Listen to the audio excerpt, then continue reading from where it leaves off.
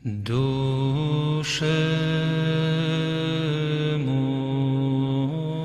Atas nama Bapa dan Putra dan Roh Kudus, amin. Christos Anesti. Alitos Anesti.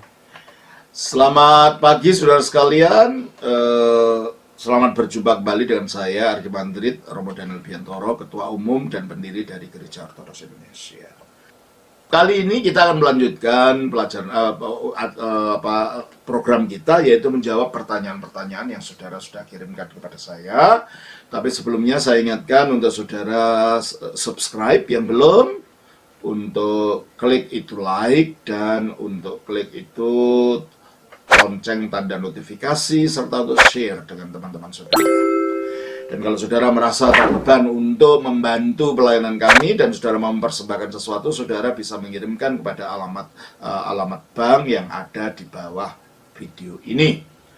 Dan kalau saudara ingin berkunjung, ingin ikut dalam ibadah kami, saudara nanti bisa pada akhir daripada video ini akan ada alamat-alamat di mana paroki dan komunitas-komunitas ortodoks ada. Saudara bisa datang ke sana. Nah, kalau belum dan saudara ingin belajar lebih lanjut, saudara bisa telepon Romo Yakobus yang nomornya ada di bawah ini. Tanyakan supaya ikut program kami yang namanya program katekisasi nasional. Tapi saya ingatkan, program ini hanya diperuntukkan mereka yang memang ingin menjadi anggota gereja ortodoks. Kalau hanya ingin tahu saja, saudara tidak akan diizinkan masuk belajar di sana. Ya, terima kasih. Dan kalau saudara ingin, kami juga punya program lain, yaitu Sekolah Teologi Ortodoks online. Dan kalau saudara ingin ikut di sana, ingin mengetahui lebih lanjut tentang program ini, saudara bisa mengirim kepada Ibu Theodora ini.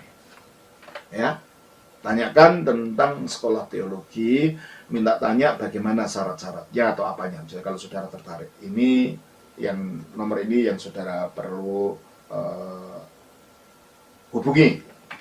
Dan juga saya tawarkan kepada saudara ada buku yang sangat penting kalau saudara ingin mengetahui mengenai gereja timur ini. Kebanyakan di daerah Indonesia itu tahunya hanya gereja barat, Katolik dan Protestan. Padahal ada sebagian penting dari sejarah gereja yang mulai dari zaman purba, yaitu gereja timur, yaitu gereja ortodoks itu sendiri. Kalau saudara ingin tahu, ini ada buku. Saudara bisa membeli buku ini sehingga saudara tahu sejarah gereja dari zaman para rasul sampai zaman sekarang, sampai terjadinya perpecahan dan semuanya ini, dan bagaimana ajaran rasulia itu tetap dipelihara di dalam gereja timur. Inilah bukunya. Dan juga saya punya beberapa buku yang mungkin saudara bisa tanya nanti kepada Bu Theodora tadi. Nanti saya berikan tadi nomor teleponnya. Ada buku saya yang namanya Satu Allah. Di situ akan berbicara tentang bagaimana sih ajaran tentang Allah dalam gereja timur dan wacana rasulia tentang keesaan Allah itu, dan bagaimana pula dengan Tritunggal. Di situ saya jelaskan. Dan juga ada buku yang merupakan ringkasan daripada ajaran iman mengenai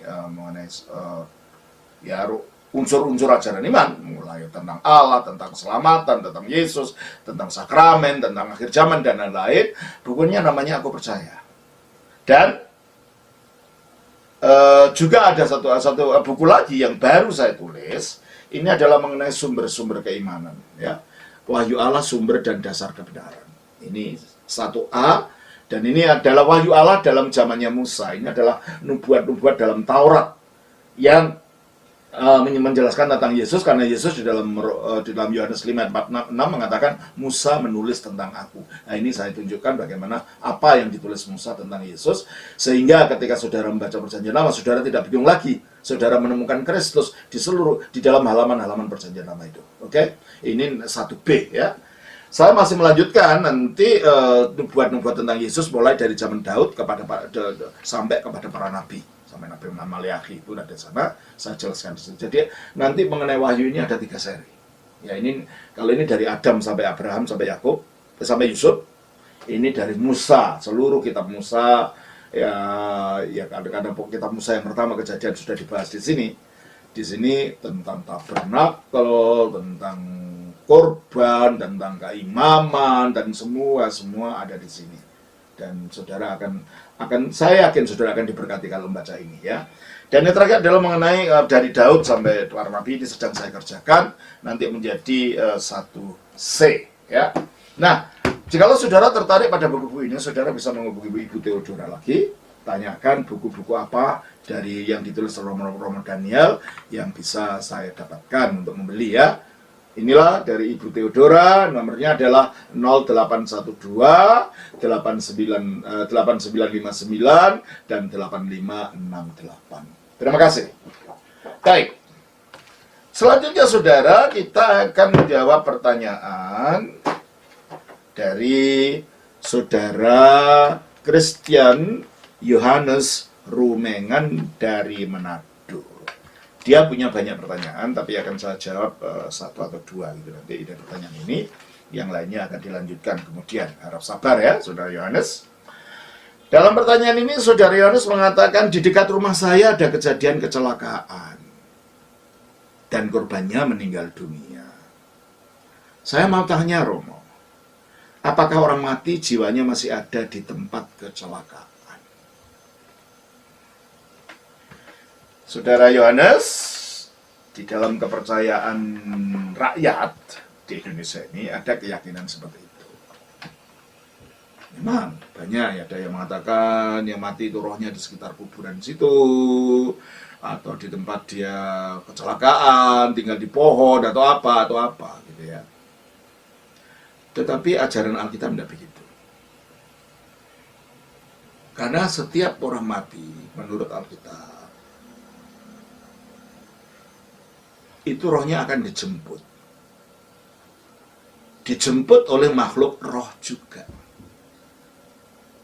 Karena di dalam kehidupan ini, menurut keyakinan ajaran gereja purba, orang beriman itu nanti hidupnya disertai oleh malaikat. Malaikat yang baik kalau dia hidupnya dalam iman gitu ya. Maka dikatakan sebagaimana yang tertera di dalam Kisah Rasul pasal yang ke-12. Ini mengisahkan dan ketika Petrus ditangkap oleh para imam, para pimpinan agama Yahudi waktu itu, lalu dimasukkan dalam penjara. Sesudah itu ketika dimasukkan dalam penjara, ya, dia nggak bisa kemana-mana, tangannya terikat. Lalu ada mujizat, malaikat masuk ke dalam penjara itu dan membuat rantai yang mengikat tangannya rontok semua, dan pintu penjara terbuka sendiri, dikeluar dari penjara, para penjaganya tertidur, nggak tahu. Nah, ini yang terjadi terus setelah keluar. Ya. Coba ayat 8 dari pasal 12 ini. Lalu kata malaikat itu, mulai 7 lah. tiba-tiba berdirilah seorang malaikat Tuhan dekat Petrus dan cahaya bersinar dalam ruang itu. Malaikat itu menepuk Petrus untuk membangunkannya, katanya, "Bangunlah segera." Maka gugurlah rantai itu dari tangan Petrus. Lalu kata malaikat itu kepadanya, "Ikatlah pinggangmu dan kenakanlah sepatumu." Ia pun berbuat demikian. Lalu malaikat itu berkata kepadanya, "Kenakanlah jubahmu dan ikutlah aku." Lalu ia mengikuti malaikat itu keluar, dan ia tidak tahu bahwa apa yang dilakukan malaikat itu sungguh-sungguh terjadi. Sangkanya ia melihat suatu penglihatan. Setelah mereka melalui tempat kawal pertama dan tempat kawal kedua, sampailah mereka ke pintu gerbang besi yang menuju ke kota. Kelihatannya pengawalnya tidak lihat, entah ada tidur atau memang tidak lihat. Ditutupi oleh sinarnya malaikat mungkin. Terus pintu itu terbuka dengan sendirinya bagi mereka. Sesudah tiba di luar, mereka berjalan sampai ke ujung jalan, dan tiba-tiba malaikat itu meninggalkan dia. Jadi dia tinggal sendiri sekarang. Ya, terus? Dan setelah sadar akan dirinya, Petrus berkata, "Sekarang tahulah aku benar-benar bahwa Tuhan telah menyuruh malaikatnya dan menyelamatkan aku dari tangan Herodes dan dari segala sesuatu yang diharapkan orang Yahudi." Jadi bagi orang beriman, malaikat itu memang sering disuruh Tuhan, diutus Tuhan untuk membantu. Kasus yang seperti ini juga dikatakan dalam Ibrani 13 ayat 1.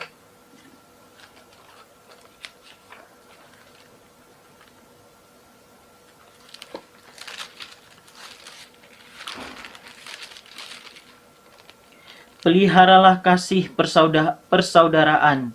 Jangan kamu lupa memberi tumpangan kepada orang, sebab dengan berbuat demikian, beberapa orang dengan tidak diketahuinya telah menjamu malaikat-malaikat. Karena malaikat saya mengalami itu ya. Saya nggak usah cerita di sini, bukan tempat kesaksian. Saya mengalami bagaimana Tuhan mengirimkan malaikat untuk menolong saya itu. Makanya saya mengiyakan peristiwa ini. Ini bukan dongeng. Ya. Dan mungkin sebagian dari saudara ada yang mengalami itu ya. Ada orang mengalami ditolong oleh malaikat. Nah, kasus Petrus ini memang suatu kenyataan gitu loh, bukan dongeng. Terus? Dan setelah berpikir sebentar, pergilah ia ke rumah Maria, ibu Yohanes yang disebut juga Markus. Ya, itu Markus penulis Injil itu ya. Terus? Di situ banyak orang berkumpul dan berdoa. Dan ketika ia mengetuk pintu gerbang, datanglah seorang hamba perempuan bernama Rode untuk mengetahui siapa yang mengetuk itu. Ia terus mengenal suara Petrus, tetapi karena girangnya ia tidak membuka pintu gerbang itu dan segera masuk ke dalam untuk memberitahukan bahwa Petrus ada di depan pintu gerbang. Kata mereka kepada perempuan itu, "Engkau mengigau." Akan tetapi ia tetap mengatakan bahwa benar-benar demikian. Kata mereka, "Itu malaikatnya." Ya, berarti gereja purba percaya bahwa orang beriman disertai malaikat. Dan kelihatannya ini dapat kita simpulkan dalam keyakinan gereja purba ini, kalau malaikat yang menjagai orang-orang beriman tertentu itu menampakkan diri, wujudnya kayak orangnya. Buktinya ya Petrus nampak dikatakan itu malaikatnya. Jadi ada dua hal di sini dapat kita simpulkan. Pertama, bahwa gereja purba percaya bahwa setiap orang beriman itu disertai malaikat yang baik. Dan kedua, kalau malaikat itu menyatakan diri, wujudnya dapat menyatakan diri sebagai orangnya yang ditunggui. Dan itulah yang dikatakan dalam Matius 18 ayat 10. "Ingatlah, jangan menganggap rendah seorang dari anak-anak kecil ini, karena aku berkata kepadamu, ada malaikat mereka di sorga yang selalu memandang wajah Jadi di Bapa." surga ada malaikat dari anak-anak kecil itu yang memandang Bapa, artinya mendoakan mereka. Memperhatikan anak kecil. Nah, kalau anak kecil aja dijaga, masa orang beriman tidak berjaga? Berarti kalau gitu memang ada malaikat yang menjaga, malaikat yang melindungi orang beriman itu ada. Dan malaikat inilah nanti kalau itu orang tetap hidup dalam iman, ketika meninggal akan menjemput rohnya, dituntun ke Firdaus, dituntun ke pangkuan Abraham. Coba kita baca dalam Lukas 19 ayat yang ke-21. Dengan teman-temannya malaikat yang lain gitu loh. Dan ingin menghilangkan laparnya Mulai 22. Kemudian matilah orang miskin itu, lalu dibawa oleh malaikat-malaikat ke pangkuan Abraham. Nggak langsung hilang gitu aja rohnya, enggak, akan dituntun oleh malaikat. Malaikat apa? Malaikat yang tadinya selalu mendoakan dia. Malaikat yang bersuka cita ketika orang ini bertobat. Kita baca Lukas 15 ayat 10. Aku berkata kepadamu, demikian juga akan ada sukacita pada malaikat-malaikat Allah karena satu orang berdosa yang Nah, yang bertobat. bertobat kan di bumi. Berarti malaikat tahu apa yang di bumi, ya kan? Menjagai orang yang di bumi. Buktinya ada orang satu bertobat, dia bersuka cita. Buktinya ada anak kecil dijaga dengan selalu memandang wajah Bapa berdoa. Berarti malaikat pelindung itu ada, bukan tidak ada. Nah, kalau orang itu beriman sesudah mati, ya dituntun oleh malaikat-malaikat tadi kepada pangkuan Abraham. Entah cara matinya dengan kecelakaan, atau entah matinya umur tua, entah matinya karena sakit. Kalau dia beriman, tetap saja pada waktu mati dia akan dituntun para malaikat itu. Nah, makanya tidak mungkin rohnya tinggal di pohon, di batu, atau di tempat kecelakaan itu. Sementara bagi mereka yang hidupnya itu tidak mengikuti jalannya Tuhan, mereka mengikuti jalan dunia ini. Yang menguasai dia adalah roh-roh jahat, roh dunia. Efesus 2 ayat 2.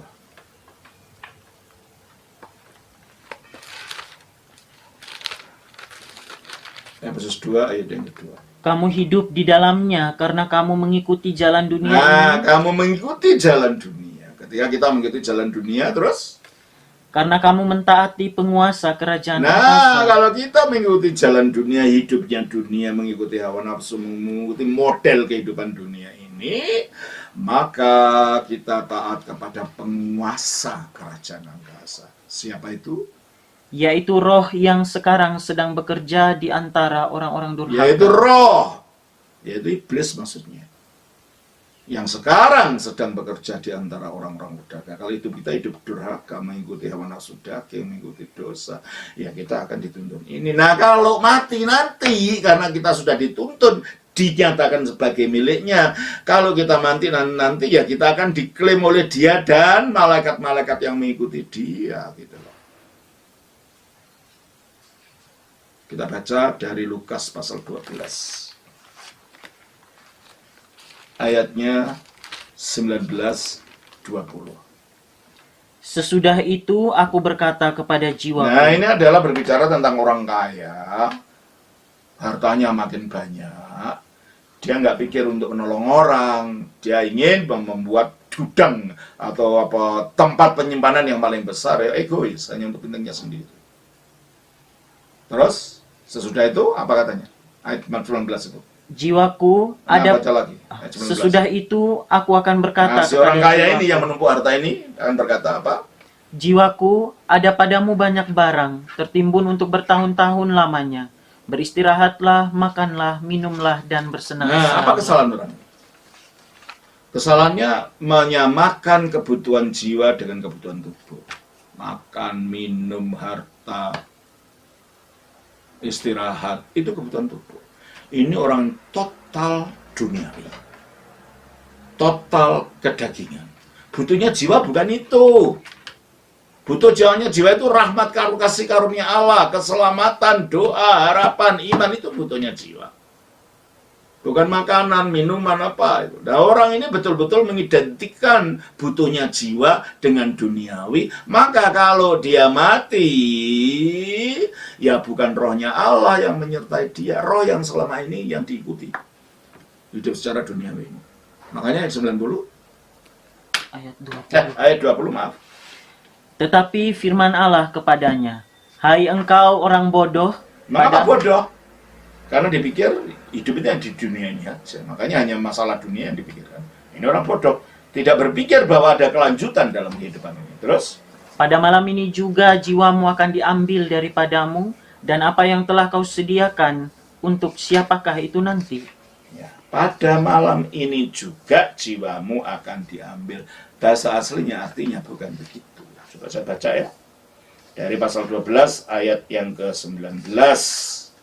Kita baca. Demikian. Ayat 20 ya. 12 ayat 20. Kita baca bahasa aslinya bunyinya begini. Ipen theos, maka Allah berkata kepadanya, Afron, hai orang bodoh, tafti tinikti, malam ini juga, tin psikinsu, jiwamu, apetusin, mereka akan tuntut, aposu. Bukan jiwamu akan diambil, jiwamu mereka akan tuntut. Lah ini siapa mereka yang menuntut jiwa manusia mau mati ini? Allah. Allah bukan mereka dong. Dia. Malaikat-malaikat kudus. Enggak lah, ngapain malaikat kudus menuntut untuk apa? Berarti kalau itu yang menuntut adalah malaikat-malaikat jahat. Pada waktu orang itu mati. Jadi kalau selama hidupnya itu dia sama sekali duniawi dan tidak ada kaitannya dengan Allah, yang mengunggui dia ya malaikat-malaikat jahat ini. Dan kalau mati dia akan ditunggui. Kamu keluar dari roh itu wujudnya, oh ini milikku. Kalau keluar, yeay kamu milikku. Langsung roh yang demikian ini akan ditarik ke tempat siksa di mana para malaikat itu ada. Tartarus sebelum masuk neraka. Karena masuk neraka nanti sudah kebangkitan. Kenapa? Tempat itu, tempat gelap itu, entah neraka, entah Tartarus, itu bukan disediakan untuk manusia, tetapi disediakan untuk iblis dan malaikat-malaikatnya. Kita baca Matius 25 ayat 41. Dan ia akan berkata juga kepada mereka yang di sebelah kirinya, "Enyalah dari hadapanku, hai kamu orang-orang terkutuk, enyalah ke dalam api yang kekal yang telah sedia untuk iblis dan malaikat-malaikatnya." Api yang kekal sedia untuk iblis dan malaikat-malaikat. Dan orang yang hidup menurut keinginan raja, penguasa kerajaan angkasa itu ya iblis ini, kalau mati akan digeruduk gitu ya oleh dia dan malaikat-malaikatnya itu. Makanya apetusin, mereka akan menuntut jiwa. Nah, akan dibawa ke tempatnya dia. Itulah yang terjadi di dalam sementara si orang miskin itu dituntut malaikat kepada Abraham, si orang kaya yang gambaran daripada orang duniawi yang tidak peduli sama Tuhan. Di dalam ayat 22 kita baca dari Lukas 16. Kemudian matilah orang miskin itu, lalu dibawa oleh malaikat-malaikat ke pangkuan Abraham. Ya. Orang kaya itu juga mati, lalu dikubur. Dan sementara ia menderita sengsara. Kenapa menderita? Diseret tadi loh, dituntut tadi loh, dibawa ke tempat dia. Karena memang dia ditempatkan pada api yang kekal itu. Terus-terusan aja. Dan sementara ia menderita sengsara di alam maut, ia memandang ke atas, dan dari jauh dilihatnya Abraham dan Lazarus duduk di pangkuannya. Terus? Lalu ia berseru, katanya, "Bapa Abraham, kasihanilah aku, suruhlah Lazarus supaya ia mencelupkan ujung jarinya ke dalam air dan menyejukkan lidahku." Nah, dia kepanasan karena api tadi loh. Berarti memang dia diseret kalau mati, dibawa ke tempat di mana waktu hidup dia menjadi budaknya makhluk-makhluk roh. Jadi kalau begitu tidak ada orang mati tinggal di tempatnya lalu tinggal hantu di pohon atau di batu, nggak ada, karena mereka tempatnya sudah ditentukan. Yang akan diselamatkan ke surga tempatnya bersama malaikat di Firdaus, yang nanti akan tidak diselamatkan masuk neraka tempatnya sudah ditentukan, diseret ke tempatnya roh-roh jahat ini. Jadi kalau menurut Alkitab tidak ada rohnya orang mati tinggal di tempat di mana kecelakaan. Karena yang tinggal di tempat-tempat itu adalah roh-roh jahat untuk ganggu manusia. Kita baca Matius pasal 12 ayat 44. Matius 12 ayat 44. Lalu ia berkata, "Aku akan kembali ke rumah yang telah kutinggal. 43. Apabila roh jahat keluar dari manusia, ia pun mengembara ke tempat-tempat yang tandus." Nah itu, yang suka ke tempat tandus, di pohon, di sungai, di tempat-tempat yang kosong. Ini roh jahat ini, bukan roh orang mati. Baca lagi itu. Apabila roh jahat keluar dari manusia, Nah, ia dia ingin punya tempat. Kalau nggak manusia ya keluar. Tempatnya apa lalu? pun mengembara ke tempat-tempat yang tandus. Makanya gedung kosong itu, pohon. Yang tinggal itu roh-roh ini pura-pura jadi orang yang mati. Padahal orang mati itu menurut Alkitab sudah ditempatkan, ditentukan tempatnya di mana. Nggak keluyuran. Yang keluyuran ini ya ini roh ini. Roh itu akan mengembara ke tempat-tempat tandus terus Mencari perhentian. Makanya jangan heran kalau ada pohon, ada penghuni, ya ini yang menghuni. Itu bukan roh orang mati. Orang mati mempunyai tempatnya sendiri. Jelas ya, Saudara Yohanes ya? Tuhan berkati. Shalom. Saudara Bapa, Putra, dan Roh Kudus. Amin.